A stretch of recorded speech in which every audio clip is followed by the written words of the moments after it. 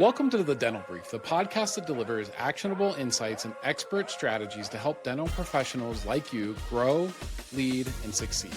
I'm your host, Patrick Shavasty, the president of Omni Premier Marketing. Every week at The Dental Brief, we bring you real conversations from expert speakers that offer expert advice and quick tips that make a real difference in practices nationwide.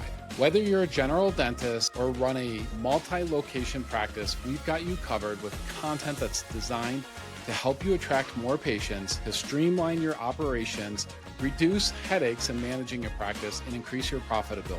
If you're ready to elevate your practice, be sure to subscribe, hit the notifications bell, and let's dive into today's episode of The Dental Brief.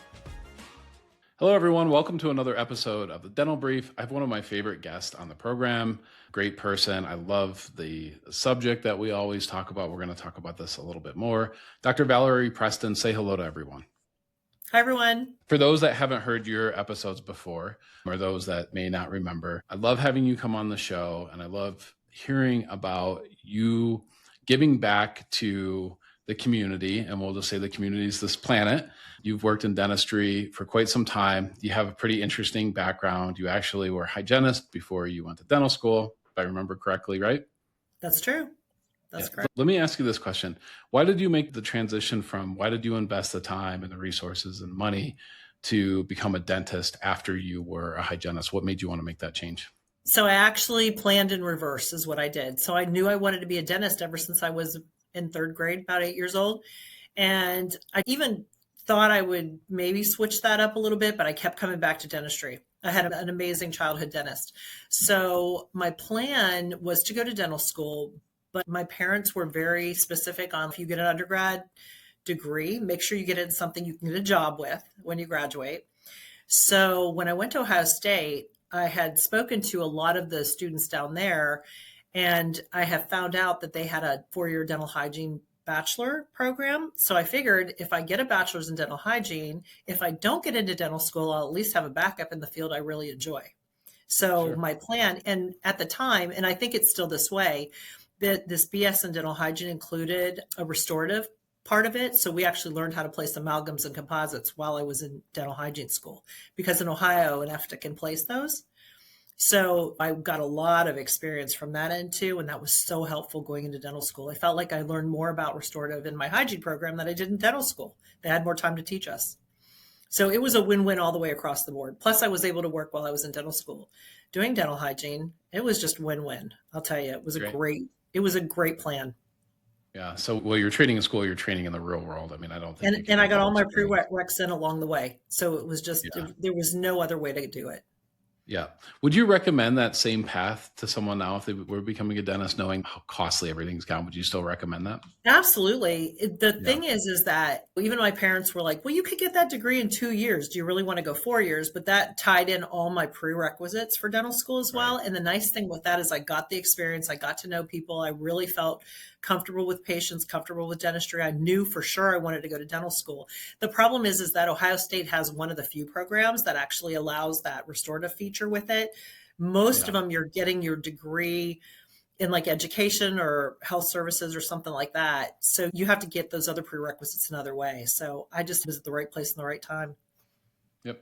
So switching gears here a little bit, talking about the subject that we always talk about, which is, in your case, the missions that you go on, you helping people all over this planet get themselves into a much better, much happier place. We'll talk about that in a little bit. What made you first decide to go on a mission trip? Like, what made you decide, hey, I'm going to go somewhere and help some people in a strange land? Yeah, actually, that's not how it happened. What happened was I went to dental school at University of Maryland at Baltimore, and they had a program that's still going on to this day. I think it's like 50 years old at this point. Dr. Frank Serio was taking a group to the Dominican Republic every year to do the Dominican Dental Mission Project. And ironically enough, I've met so many people that I never knew from Maryland who had been on that trip. So I know, Cody, he was on that trip. So it's amazing how that's connected so many people. Anyways, you had to apply to be chosen to go on the trip. And it just sounded like a great opportunity. Got to learn dentistry, go to a new place during the summer. So between my junior and senior year of dental school, or my third or fourth year of dental school, I was picked to go on that team. And we were the first year to add a restorative component on that team. So we were making flippers like in a day, basically. And we had to drag all of it with us. Alginate, mixers, nothing was digital back then. So we were basically starting from scratch, and we had about 10 patients in the morning. By the end of the day, we were taking teeth out and putting flippers in. And it was just life-changing. I absolutely have never felt more alive or energetic as I did on that trip. So I went back the following year as well. And I told my husband, this is something I'm going to do in the future. I don't know when, but it's going to happen again. So talking about happening again, let's talk about your most recent mission. When did you go? So in November, actually was the very end of October into the first week of November, we had a team through Global Health Outreach, which is a small branch of CMDA, the Christian Medical and Dental Association. And we had about 12 team members travel at various times. We didn't all travel together. And we met up in Bangkok, Thailand. Wow. Tell me what's different in Bangkok. Tell me what's different in that part So of the world. that was a really Dentistry. unique trip because we actually were partnering with a group over there called Nightlight International. And they run a mission that is run by a lady named Annie, who started the mission maybe 20 years ago. And it has grown. It is actually a group that develops relationships with the women and some of the men who are victims of human trafficking. And they work with them to get them out of human trafficking and get them back to their home countries or back to a very sustainable, ethical life. Sure. Yeah. Yeah. So that must have been, I'm sure, very rewarding, heartbreaking, both at the same time. Everything. It was. We stayed literally right in the heart of the red light district. You would think it wouldn't be safe. It was incredibly safe. In fact, we learned so much about human trafficking while we were there, just to talk to Annie and some of the girls in the group that had been through it and how they got out of it. It's such a big industry. And apparently that started really booming after Vietnam, because the military sent their people there to blow off steam. And then they realized it was a crucial industry. So it became a big deal. And now they advertise for sex holidays. So just to watch people walk all over the streets, just kind of looking for somebody, it was like Las Vegas on speed. Yeah. Yeah. I gotta imagine. I've heard it's got to be pretty horrific. Switching gears here a bit. So we were talking about the business side of dentistry before we started recording. A lot of businesses in this country, small business owners, have many of the same problems. I think people get kind of isolated. I think a lot of times I hear dentists say, this is the problem with the dental practice. I'm like, no, every business has that. Like, That's it's right. And it is nice when you can connect to people on that level. Burnout is a real thing. I don't care what type of business it is. When you're dealing with customer issues, when you're dealing with team member issues, when you're dealing with your own personal life, and you've got all these things going on. And we like to really work hard to put ourselves together and work on our emotional EQ and these things, but sometimes it's just really, really hard. Tell me how serving other people, going on these missions, has impacted your emotional intelligence, your EQ, and the way you basically live on a daily basis in your practice and your home. Well, I'm not going to sugarcoat it. It's a lot of work. It is a lot of work. And, my intention really wasn't to lead these trips. It was a few years ago that I was partnered with Trish Burgess, who runs GHO. And I met her in Bethlehem. That's, of all places, that's where we served together. And right away, she said, you're going to be a leader for one of the trips. So I sort of got thrown into it. It took me a minute to wrap my head around it. And fortunately, one of my very best friends who I met on one of the mission trips partners with me, and she is absolutely super organized and super fantastic. I honestly couldn't do the work without her. We both kind of have our roles that we play. We just partnered well together, and we run the teams that we run in a very efficient way. So I also have an amazing dental assistant who packs me up and keeps me organized and keeps my supplies going. It's a lot of work for dentists to do these overseas missions. We have to literally take our whole clinic with us. It's quite the phenomenon. And actually, when we got to Thailand this year, we had to climb up with all of that equipment, 6 flights of stairs. Fun. So it was challenging for sure. But you have to be physically, emotionally ready to go. And it is a lot of work. I have to have somebody cover my practice while I'm away. So that takes a toll on my staff as well. They're very supportive. They understand the mission behind it. Yeah. It does take a toll. It takes a toll on my family. It leaves my family without Sure. me for a week as well. So it takes a lot of preparation, a lot of planning. But at the end of the day, the work that we do, it is hard. It is really physical. In fact, this last year, I took one of my best friends who's a dental hygienist in Ohio with me. It was her first mission trip.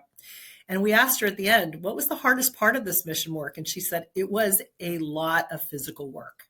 Yeah. It really is. We're walking a mile to the clinic every day. We're in the clinic.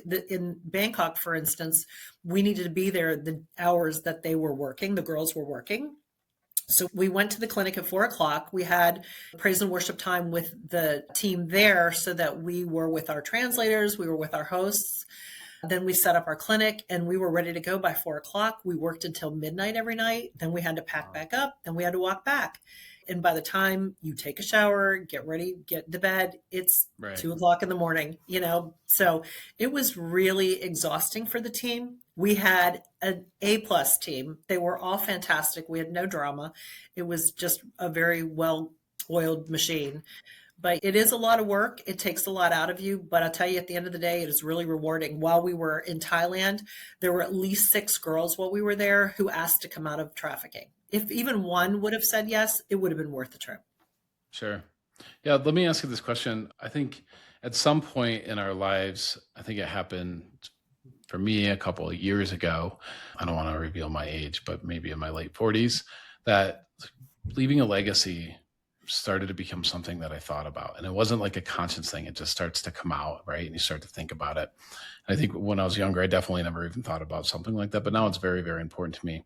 As far as your legacy is concerned, how big of a part of your legacy does working with other people and helping other people in this way, how does that impact your legacy? How do you feel about that? The mission work is really an extension of who we are as a practice. I built my whole practice around this philosophy that I'm really out for the patient first. I'm there for their emotional needs. I'm there for their physical needs as well. But I want to make sure that they always feel heard and always feel that somebody really truly cares about them and they're not just Sure. another number, which is why I have a small fee-for-service practice. I want to spend the time with my patients. I want to get to know them. I feel that way about everybody that I meet. I feed into my team. I feed into my patients. I want to be different on that level. And I want to set an example for my children and for others so that they need to look out for each other as well. So even though it seems ridiculous to go all the way across the world to do human trafficking, they also have a branch in St. Louis, Missouri. So it's happening here too. So I also am very involved with local things as well. So it's not like I only want to do overseas work. It's just really interesting, and it's just really helps to understand other cultures and other dynamics that we don't see here. It just makes me appreciate at the end of the day how good we have it here in the United States. I'll tell you, you come back from a country like that, you feel very grateful. Just how lucky are we to have been born in this country?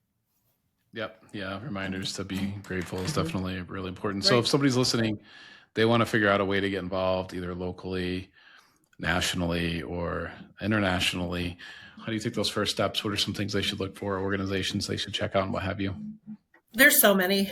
I mean, nowadays you can just Google ChatGPT it. You can find it. There are always refugee partners that you can work with. We have here in North Carolina, the Baptist Men's Bus. That's a fully equipped bus. I know a lot of states have that now where you can volunteer on a weekend to help out. It seems like it's cutting into your personal time. At the end of the day, it is so rewarding to, meet other people. And it's just, you can't even describe it unless you've done it. But that's a way to do it. There are so many overseas dental networking. There's so many places to go. But the CMDA is a really great way to start, and just to be connected with other local people in your area to find out what they offer as well. Yeah. So I really appreciate you coming on and sharing. I think this is a great message. I think you should come back on and let us know how we can support you and what you're doing. Well, I appreciate it. I'm going to keep doing it for as long as I can physically do it. Awesome. I want our listeners to check out your website. It's vprestondental.com, right? So give the website a check out. I'm sure if any dentists want to call you and ask about any of these things, Sure. I'm sure you'd be more than glad to book some time with them. So I appreciate you doing that. And I'm so grateful for you coming on and sharing. Thank you so much. Absolutely. Thanks for having me, Patrick.